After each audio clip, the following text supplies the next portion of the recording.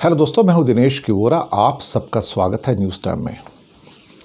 आजकल मुगलों के ऊपर बहुत आक्रमण किया जाता है। जो मुस्लिम राज भारत में रहा है उसके ऊपर बहुत आक्रमण किए जाते हैं भारतीय जनता पार्टी और आरएसएस के और उनके विंग्स के द्वारा। ये कहा जाता है कि उन्होंने हमें दिया क्या है। उन्होंने यहाँ आकर हमारा लूटपाट किया, हमारी सांस्कृतिक विरासत को बर्बाद किया, हमारे यहाँ लोगों को अपने धर्म से परिवर्तित किया, ना जाने क्या क्या। एक नफरत फैलाई जा रही है, घृणा की राजनीति हो रही है। और देखा जाए तो आज भारत में जो बहुत कुछ आपको प्रशासनिक चीज़ें मिलती हैं वो सभी उसी काल में से तो आए हैं। याद कीजिएगा, आज आपको मैं याद दिलाने जा रहा हूँ 1540 से लेके 1545 का काल भारत के अंदर, यानी कि करीब करीब आप समझिए कि 500 साल से थोड़ा सा पहले, आप समझ लीजिए 480 साल के आसपास का पीरियड, जब भारत में एक साम्राज्य आता है सिर्फ 5 साल के लिए, छोटा सा, शेर शाह सूरी का। शेर शाह सूरी वो एक सम्राट थे, वो राजा थे जिन्होंने आज जो भारत के अंदर आपको सारा प्रशासनिक तंत्र नज़र आता है ये सब उन्हीं का दिया हुआ है। बात उनके द्वारा दी जाने वाली सिर्फ रुपया की जो टर्मिनोलॉजी है वही नहीं है। जो आज हम रुपया कहते हैं, इतने रुपए हैं, ये शेर शाह सूरी ने ही रुपया दिया था ना, जो आज भी हम उसी रुपये के रूप में, उसी शब्द के रूप में हम अपनाते हैं और यूज़ करते हैं। तो ये तो शेर शाह सूरी का दिया हुआ था। इसके अलावा जो एक वर्ड और है जिसे हम यूज़ करते हैं, सरकार, भारत सरकार, राज्य सरकार, मध्य प्रदेश सरकार, महाराष्ट्र सरकार। ये सरकार शब्द कहाँ से आता है? ये भी शेर शाह सूरी ने दिया था। उन्होंने पूरे के पूरे अपने एम्पायर को 47 डिवीजन्स में चेंज किया था, जिन्हें वो सरकार कहा करते थे। आप भी हैरान हो जाएंगे ना। और उनके जो छोटे सब डिवीजन्स होते थे उसको परगना कहा जाता था। और ये दोनों टर्मिनोलॉजी आज भी यूज़ होती है कि इस परगना में ये होता है, यानी कि जो सब डिवीजन्स हैं ये सरकारें ऐसे काम करती हैं। ये शब्द आज भी तो यूज़ होते हैं। और तो और उस समय की जो ग्रैंड ट्रंक रोड जो सारी बनाई गई थी भारत की पहली, वो भी शेर शाह सूरी ने बनाई थी। और जिन्हें हम कहते हैं मील का पत्थर, आज हम सड़क पे गाड़ी चलाते हैं तो वहाँ लिखा आता है दिल्ली 140 किलोमीटर, पूना 120 किलोमीटर, या कलकत्ता 980 किलोमीटर, चेन्नई 1020 किलोमीटर, या नैनीताल इतने किलोमीटर, जिसे हम कहते हैं मील का पत्थर, जो बोर्ड लगे रहते हैं बड़े बड़े से। उस ज़माने में मील के पत्थर नहीं हुआ करते थे, लेकिन उन मील के पत्थरों का जो शुरुआत होती है वो शेर शाह सूरी के समय से होती है, जिसे कहा जाता था कोस मीनार। क्या कहते थे? कोस मीनार। और सबसे पहली जो कोस मीनारें आई हैं वो अजमेर तक आई थी, अजमेर से लेके आगरा तक की देखा जाए तो। अब ये कमाल की बात यहाँ पर ये है कि कोस मीनारें एक एक कोस की दूरी पर होती थी और वो एक मीनार की तरह हुआ करते थे। उसके अंदर ऊपर एक चौकी भी बनी होती थी जहाँ पे सिपाही वगैरह भी रहते थे और वो वहाँ से अपने पूरे इलाके में नज़र भी रखा करते थे। तो कोस मीनार बहुत इम्पॉर्टेंट थी। लेकिन आज भी कुछ कोस मीनारें अभी बाकी बच गई हैं, बाकी सब तो नष्ट हो गई हैं। लेकिन कोस मीनारें ही एक वो रास्ता बताती थी कि हमें कहाँ जाना है। और कोस मीनारों के सहारे ही अकबर जब ख़ास तौर से आगरा से अजमेर की दरगाह पर गया था, उन्हीं कोस मीनारों ने उनको रास्ता भी दिखाया था।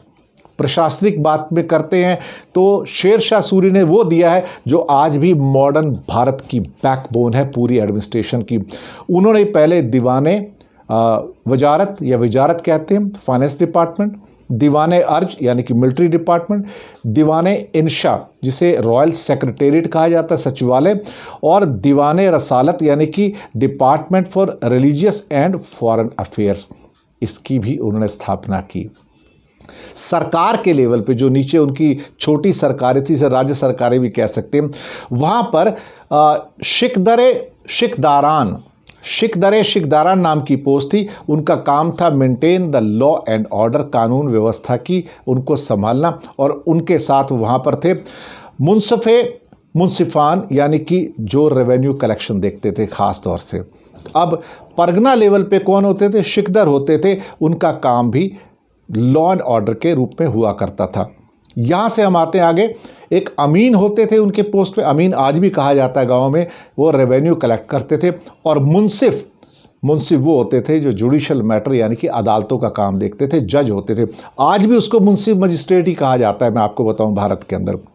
तो कॉइनेज मैंने आपको बताया कि रुपया जो था वो देखा जाए तो शेर शाह सूरी की ही पैदाइश थी, वही भारत में जाके नेशनल करेंसी होता है।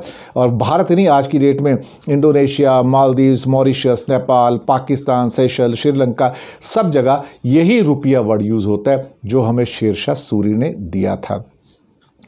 इसके अलावा उसने एक कुछ कॉइन्स भी निकाले थे और जिनको दम, हाफ दम एंड क्वार्टर दम कहा जाता था, या दाम भी कहा, दाम या दम, इनमें से जो भी आप बुलाना चाहो वो कहा जाता था। कम्युनिकेशन सिस्टम के लिए उसने एक तरह से कहा जाए तो पहली बार भारत में रेगुलर पोस्टल सर्विस स्टार्ट की थी शेर शाह सूरी ने। अपने छोटे से 5 साल के कार्य में उन्होंने क्या क्या नहीं किया एक्चुअली। और वहाँ पे जो पीजेंट्स थे, वो जो किसान हुआ करते थे, वो एक टैक्स दिया करते थे, जरीबाना सर्वे चार्ज दिया करते थे और मुहासिलाना टैक्स कलेक्शन चार्ज कहते थे। ये करीब करीब जो 2.5 से 5% के बीच में हुआ करते थे। इंफ्रास्ट्रक्चर के अंदर कितना काम किया उन्होंने, सड़कें आज़म यानी कि क्या ग्रैंड ट्रंक बनाई थी उस समय देखा जाए तो। ये सोनार गांव से पेशावर, आगरा से Multan via Burhanpur and Delhi, Multan to Lahore and Mandu to Agra, ये सारी जो सड़कें उन्होंने बनाई, ग्रैंड ट्रंक रोड जिसे सड़कें आज़म कहा जाता है, वो उन्होंने। और सड़कों के किनारे उन्होंने कुएं बनवाए, घर बनवाए, पेड़ लगवाए, सराय बनवाई, सब कुछ तो बनवाया उन्होंने। तो ये सारी चीज़ें वहाँ से निकल के आती थी। इनकम कहाँ से आती थी उनकी, ये लैंड रेवेन्यू कहाँ से आता था। एक तो क्या ये सब जो जाता था, जो भी चीज़ें कुछ कॉन्फिस्केट की जाती थी वो रॉयल मिंट में चला जाता था, यानी कि शाही ख़जाना जो होता था उसमें चला जाता था। ट्रिब्यूट्स जो आती थी राजा से, जो दूसरे राजा उनको दिया करते थे, वो आ जाते थे। फॉरेन के ट्रैवलर से जो गिफ्ट मिलती थी, नमक के ऊपर टैक्स था, सॉल्ट टैक्स, वो भी उसमें आता था। कुछ कर हिंदूज के ऊपर थे, जजिया जो उस समय से चला आ रहा था, उसका भी कुछ हिस्सा आता था। और 1/5 ऑफ खाम यानी कि जो बूटी होती थी, जो धन दौलत होती थी, उसका 20% जो था वो होता था वहाँ पर। आपको याद होगा कि पद्मावत एक पिक्चर आई थी, तो पद्मावत को लिखने वाला मलिक मोहम्मद जायसी, उन्होंने जब ये ग्रंथ लिखा है तो ये शेर शाह सूरी के समय के अंदर ही ये ग्रंथ लिखा हुआ था। उन्होंने दिल्ली के अंदर एक वॉल्ड सिटी बनाई थी और एक पुराना किला नाम का जो एक जगह है जिसको मैंने भी देखा हुआ है, वो उन्होंने ही बनवाया था। और सासाराम के अंदर शेर शाह सूरी का जो है वो मौसोलियम भी है जहाँ उनको बिहार में दफनाया गया था। तो कभी कभी जब सरकारें ये बात करती हैं, सरकार भी तो शेर शाह सूरी का ही शब्द है, सरकारें जब कभी ये बात करती हैं और ख़ास तौर से भाजपा वाली सरकारें कि मुग़लों ने, मुसलमानों ने हमें दिया क्या, हमें लूटा क्या है, लूटा है सब कुछ तो उनका ही दिया हुआ है। जो भारत में मुस्लिम रूल हैं वो गुलामी के प्रतीक नहीं थे मेरी नज़र में, वो भारत में आके भारतवासी बन गए, भारत के बन गए। जैसे कि अजमेर की दरगाह जो है चिश्ती साहब, जब वो ईरान से आए, भारत में आए तो भारत के ही होके रह गए। यहाँ की मिट्टी ऐसी थी कि उस समय पासपोर्ट वीज़ा तो होते नहीं थे, बाउंड्रीज़ भी नहीं होती थी, तो जो यहाँ आता था यहाँ की मिट्टी में ही बस जाता था, वहाँ से जा नहीं पाता था कभी। ये एक खूबसूरत बात रही हमारे भारतवर्ष की देखा जाए तो। उस समय से हिंदुस्तान कहा जाता था, भारतवर्ष नहीं कहा जाता था। भारत तो नाम 1947 के बाद आया है। और बहुत कुछ दिया, उनकी बहुत विरासत है, मुग़लों की भी, तुगलक की भी, लोधी की भी, खिलजीज़ की भी, गुलाम वंश जो स्लेव्स थे उनकी भी, सबका बहुत कंट्रीब्यूशन है। हाँ, बहुत सारी कंट्रोवर्सीज़ भी हैं, लेकिन ऐसा कौन सा राजा है ऐसा कौन सा राज है जिसमें आपको कंट्रोवर्सी नहीं मिलेगी? क्या पृथ्वीराज चौहान, हर्षवर्धन, विक्रमादित्य या अशोक के राज में कंट्रोवर्सी नहीं है? क्या अशोक ने अपनी लड़ाई के द्वारा कई लाख लोगों को नहीं मारा था? बाद में बौद्ध धर्म का अनुयायी हो गया था और उसको एम्परर द ग्रेट कहा जाता है। ऐसे ही ग्रेट एम्परर के रूप में अकबर को भी कहा जाता है। तो हर जगह आपको इतिहास में षड्यंत्र और कुछ ना कुछ खून खराबे, लड़ाइयाँ मिलेंगी ही मिलेंगी। और 1947 के बाद भी तो लड़ाइयाँ हुई हैं। पाकिस्तान से हुई है, चीन से हुई है, क्यों नहीं हुई है? बिल्कुल हुई है। क्या यहाँ बाउंड्री नहीं बदली है, बॉर्डर्स नहीं बदले हैं भाई। तो इसलिए एक माइंडसेट लेके चलना कि ये हमारे दुश्मन थे और इन्होंने हमें गुलाम बना के रखा। हम कहाँ से गुलाम बना सकते थे? एक्चुअली यहाँ तो 550 रियासतें, 550 के उस टाइम तो 800, 900, 1000 रियासतें थी। छोटी छोटी रियासतें होती थी, उनमें इतना दम थोड़ी होता था कि एक बड़े साम्राज्य का सामना कर सके। खैर, बात थी प्रशासन की, तो प्रशासन के रूप में जो शेर शाह सूरी ने भारत को दिया वो अनमोल है, वो आज भी कायम है उसी रूप में, और जो आज नया सिस्टम है वो उसी का रिफाइंड स्वरूप है और कुछ नहीं। इसलिए शेर शाह सूरी को हमेशा हमारा धन्यवाद है कि उन्होंने भारत को एक मॉडर्न एडमिनिस्ट्रेशन, मॉडर्न प्रशासन दिया। धन्यवाद आप सबका।